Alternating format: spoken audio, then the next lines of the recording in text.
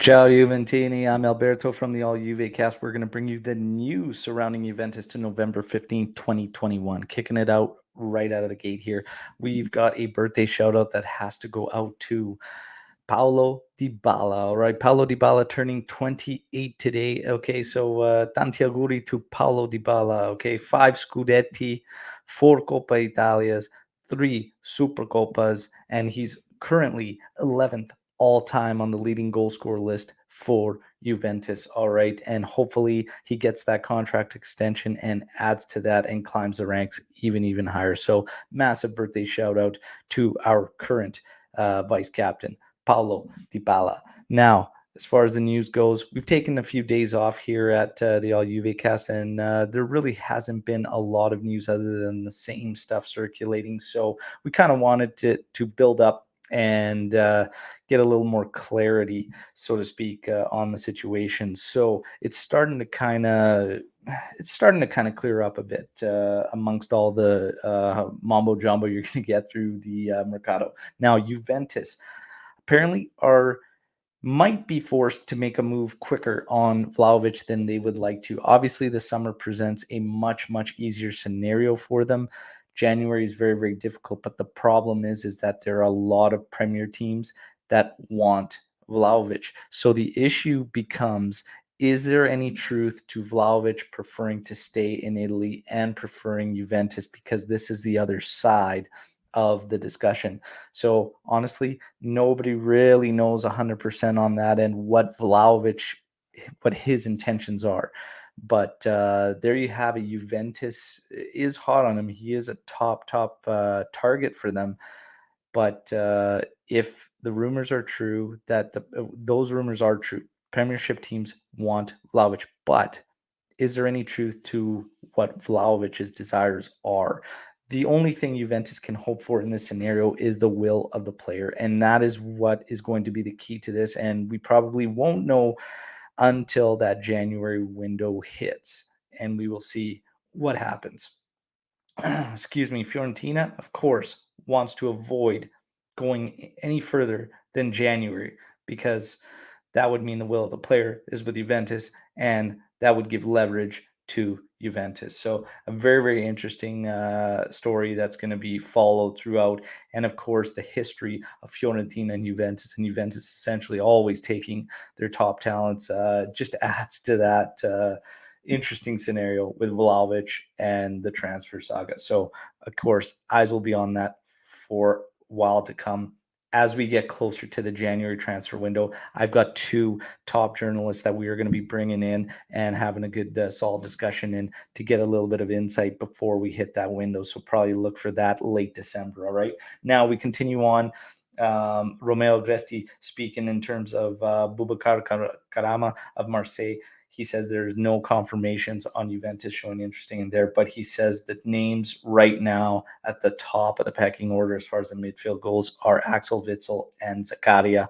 For me, Axel Witsel should not be anywhere near top priority, and the reason is because of its age and whatnot. If you're going to be looking to add to this team, it makes more sense if you, regardless of how favorable a fee is for Witzel, because if you're going to be bringing in an experienced guy that's not going to be with the team long term, your team should be pretty much there and set where you want to be, and you're just adding depth to kind of solidify a run on all 3 fronts.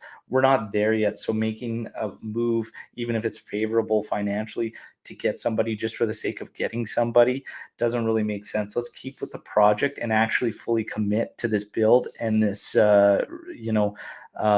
rejuvenation. So Zakaria, sure. And the thing is, even amongst these names that are listed, they're still not the guys Juventus needs in the midfield. Zakaria is a beast and a bully in the middle of the park, but he's not the profile we truly need. We still need that creative driving force out of there and an elite guy. So still no links with anybody there other than the Pogba talks, which continue all the time. Every international break, every transfer discussion always includes Pogba and Juventus. I will continue to have my fingers crossed, but I'm not going to ever hold my breath on Paul Pogba coming back to Juventus.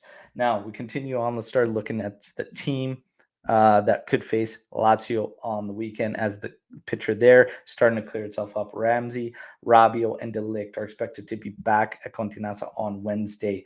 McKennie will return on Thursday. Keynote: Ramsey, of course, fit for international duty. Bagging a brace for Wales there, and Rabiot scoring in an absolute rout of Kazakhstan. So, and McKennie scoring for the United States against Mexico. So the guys did well. Ramsey, nothing's going to change. This guy is an enigma. I wouldn't be surprised if he came back and all of a sudden wasn't fit to play for Juventus. It's an absolute joke. But regardless, Rabiot's got some value. Of all the discussion talks, guys coming in on January, still don't see a lot of moves happening for Juventus. We have to move guys out. So we'll have to keep eyes on who's going to be outgoing. Kulishevsky's name is listed as a possibility. McKennie was a possibility. Ramsey, Rabiot. I feel like all these guys, nobody's safe. So we'll have to see. But there will have to be outgoing moves in order for anybody to be coming in. So let's keep eyes on that. Moving on, Bentancur, Dybala, Danilo, Sandro, and Cuadrado, all scheduled to return on Friday. That is the day before Lazio Juventus. So this is going to be very, very interesting to see who Allegri is going to be able to actually field against Lazio. Bentancur suffered a bruise in his Uruguay match, and Dybala, there was rumors of an injury there and him being substituted off. No concerns there, apparently, with Dybala, which is great news. So, yeah, again, they're just getting back so late and close to game time that the jet lag's probably going to set in. So be very, very surprised to see the South Americans taking part, but we'll see what ends up happening.